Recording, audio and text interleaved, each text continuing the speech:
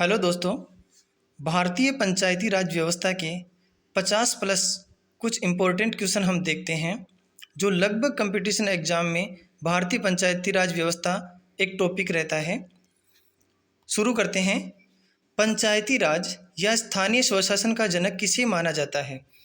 यानी पंचायती राज को ही स्थानीय स्वशासन कहा जाता है, तो इसका जनक माना गया है लॉर्ड रिपन को। दूसरा क्वेश्चन है, संविधान के किस भाग तथा अनुच्छेद में पंचायती राज व्यवस्था का वर्णन किया गया है? तो भाग 9 तथा अनुच्छेद 40 में पंचायती राज व्यवस्था का वर्णन किया गया है। नेक्स्ट, पंचायती राज व्यवस्था किस पर आधारित है? तो ये सत्ता के विकेंद्रीकरण पर आधारित है, यानी सत्ता का विकेंद्रीकरण 3 भागों में ये करती है। पंचायती राज का मुख्य उद्देश्य क्या है? पंचायती राज का मुख्य उद्देश्य है जनता को प्रशासन में भागीदारी योग्य बनाना, जैसे ग्राम पंचायत के आधार पर सरपंचों को बनाना, इस तरह से। नेक्स्ट, पंचायती राज व्यवस्था में पंचायत समिति किस पर गठित है? तो पंचायत समिति गठित है ब्लॉक स्तर पर। तीसरा है, अगला है, किसके अंतर्गत पंचायती राज व्यवस्था का वर्णन है? तो नीति निर्देशक जो सिद्धांत हैं उसके अंतर्गत पंचायती राज व्यवस्था का वर्णन है। किस संशोधन द्वारा पंचायती राज संस्थाओं को संवैधानिक दर्जा दिया गया? तो 73वां संविधान संशोधन हुआ, उसके अंतर्गत पंचायती राज संस्थाओं को संवैधानिक दर्जा दिया गया। आगे देखते हैं।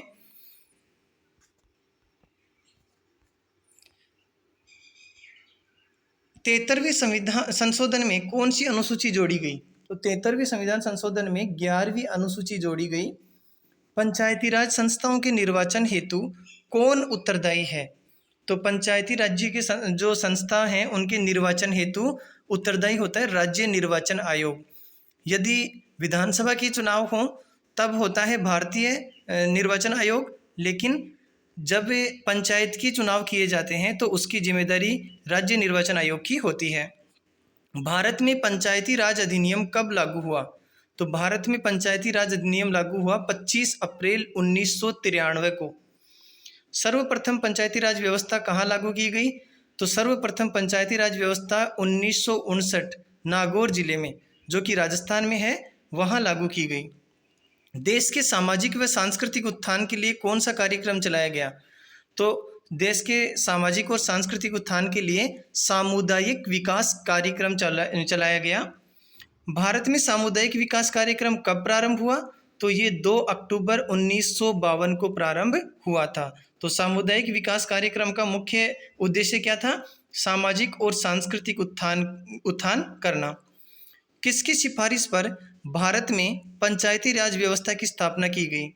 तो बलवंत राय मेहता समिति की जो समिति थी उसकी रिपोर्ट के आधार पर भारत में पंचायती राज व्यवस्था की त्रिस्तरीय प्रणाली लागू की गई।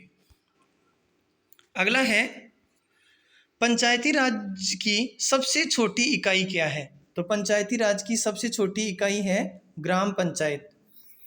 पंचायती राज संस्थाएं निधि हेतु किस पर निर्भर है? निधि मतलब संपत्ति, पैसे, धन के लिए, तो सरकारी अनुदान पर ये निर्भर रहती हैं। सामुदायिक विकास कार्यक्रम किस समिति की सिफारिश पर प्रारंभ किया गया था?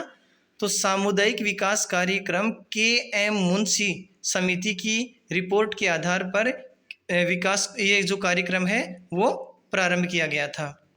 ग्राम पंचायतों की आय का स्रोत क्या होता है? मेला या बाजार, जो उसका टैक्स लगता है वही उसका आय का स्रोत होता है। किस राज्य में पंचायती राज प्रणाली नहीं है? तो अरुणाचल प्रदेश, मेघालय और मिजोरम, इन 3 प्रदेशों में पंचायती राज प्रणाली नहीं है।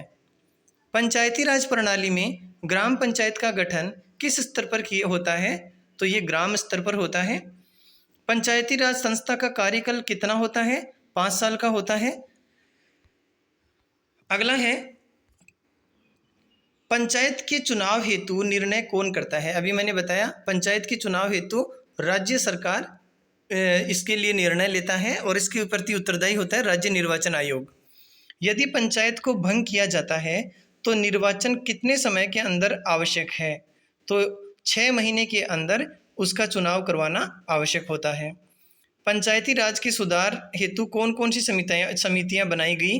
तो देखो, बलवंत राय मेहता समिति, अशोक मेहता समिति, PVK राय समिति, LM सिंघवी और PK थुंगन, ये पंचायती राज सुधार के लिए विभिन्न समितियां बनाई गई।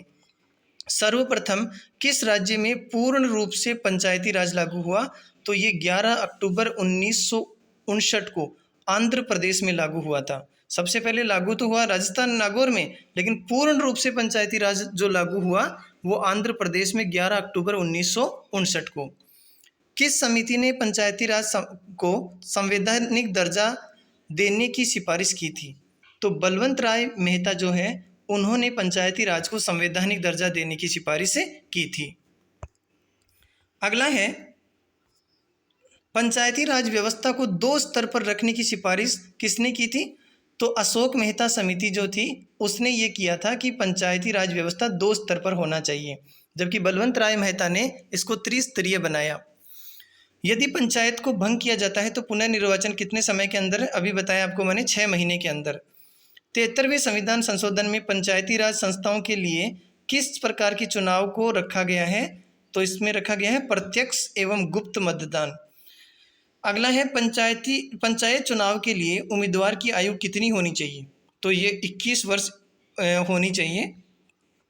अगला है, किस संशोधन में महिलाओं के लिए ग्राम पंचायत में 1/3 सीटें आरक्षित की गई? तो 73वें संविधान संशोधन में ग्राम पंचायत में जो है महिलाओं के लिए 1/3 सीटें आरक्षित की गई। पंचायती राज विषय किस सूची में आता है? ये इंपॉर्टेंट क्वेश्चन है। 3 सूचियां होती हैं, संघ सूची, राज्य सूची और समवर्ती सूची। जो पंचायती राज है वो राज्य सूची का विषय है। पंचायत स्तर पर राज्य सरकार का प्रतिनिधि कौन होता है? तो ग्राम प्रधान जो होता है वही पंचायत स्तर पर राज्य सरकार का प्रतिनिधित्व करता है। पंचायती राज संस्थाओं के संगठन के 2 स्तर कौन होने का सुझाव किसने दिया था? तो अशोक मेहता समिति ने। पंचायती संस्थाएं अपनी निधि हेतु किस पर निर्भर हैं? सरकारी अनुदान पर। ये निर्भर है सरकारी अनुदान पर। पंचायती राज मंत्री बनाने की सिफारिश किसने की थी? तो ये की थी अशोक मेहता समिति ने। राष्ट्रीय पंचायती राज दिवस कब मनाया जाता है? ये प्रश्न बहुत इंपॉर्टेंट है। राष्ट्रीय पंचायती राज दिवस 24 अप्रैल को मनाया जाता है।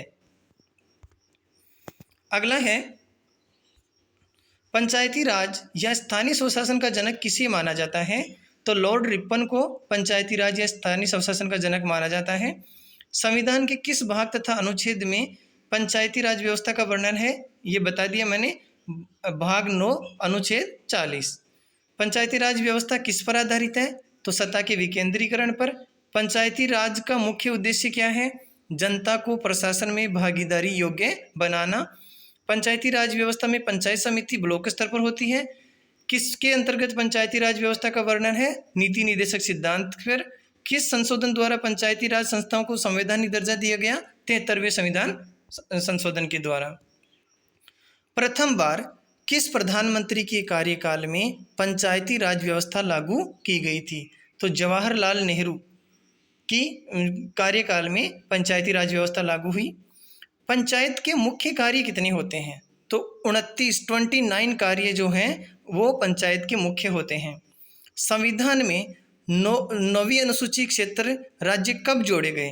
तो में उसमें जोड़े गए 1996 में। स्थानीय स्वशासन को लोकतंत्र की पाठशाला किसने कहा? तो लॉर्ड ब्राइस ने स्थानीय स्वशासन को लोकतंत्र की पाठशाला कहा। किस समिति ने पंचायत को टैक्स लगाने का अधिकार की सिफारिश की थी?